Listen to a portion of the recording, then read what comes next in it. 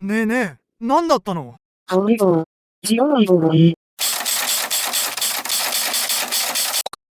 俺の名前はたかし。これは俺がまだ小学生の頃に田舎にある母親の実家に帰省した時の話だ。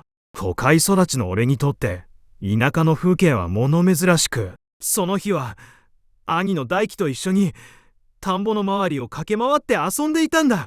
兄ちゃん、あのかかしがどうかしたの？いや、その奥にいるやつだ。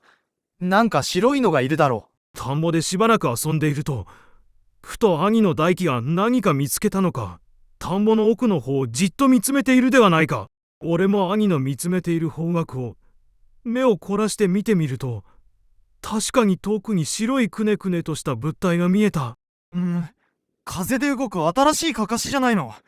きっと農家の人が考えたんだよ。それだ。どれどれ。すると兄の大輝は野鳥を観察するために持ってきていた双眼鏡を取り出して覗き始めた。兄ちゃん、見せて見せて。ちょっと待ってな。後から見せてやるから。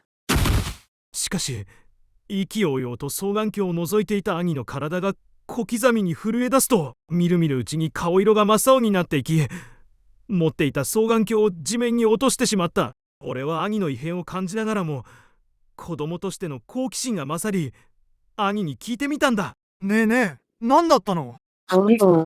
白い棒いい。それは兄の声とは思えなかった。そのまま兄の大輝は呆然とした様子で家に向かってふらふらと歩いていった。なんだよ。もしかして驚かそうとしているのかな？その手には引っかからないぞ。俺はしばらく迷った後に兄が落とした双眼鏡を拾い、白いうねうねの正体を確かめようとしていると、たかし、ダメだ。あの白い物体は見てはならん。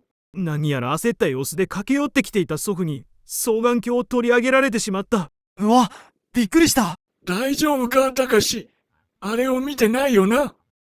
見てないよ。祖父は心の底からほっとした様子を見せると、そのまま有無も言わさずに俺を家に連れ戻した。どうしてこんなことに。しかし家に帰るとなぜか家族のみんなが泣いていたんだ。その原因は兄で、狂ったように笑いながら田んぼで見たあの白い物体のように体をくねくねとさせて踊っていた。